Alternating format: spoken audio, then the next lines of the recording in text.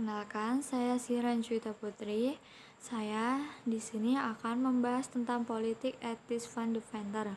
Menurut Seman 13 Semarang, politik etis atau politik balas budi adalah kebijakan yang dikeluarkan oleh pemerintah Hindia Belanda.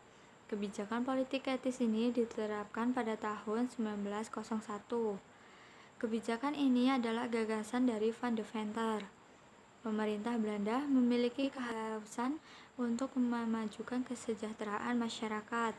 Politik etis kebijakan ini merupakan bentuk balas budi Belanda kepada rakyat pribumi setelah dijajah cukup lama.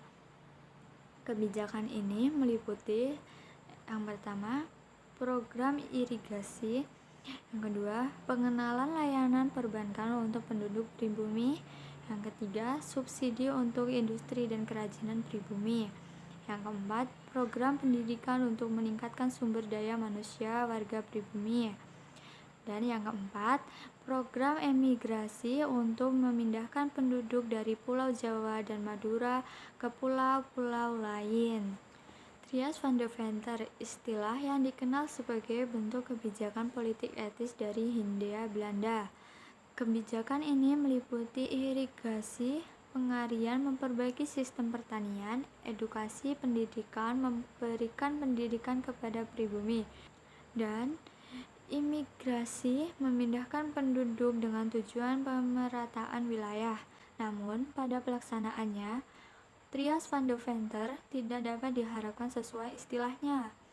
Pemerintah kolonial Hindia Belanda masih enggan mengubah kondisi rakyat dan terus melakukan eksploitasi. Dan pada pelaksanaannya, Belanda tidak memberi perlindungan atau bantuan kepada usahawan pribumi secara sungguh-sungguh.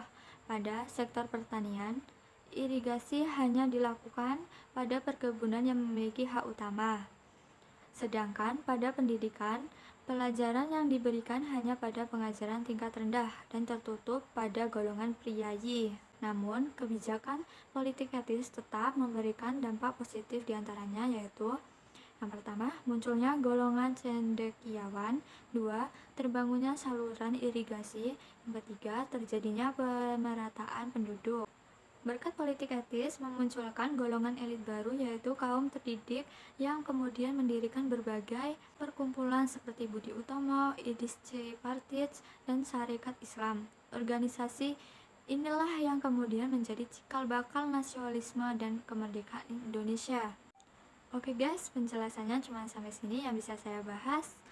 Ada salah mohon maaf, saya akhiri. Wassalamualaikum warahmatullahi wabarakatuh.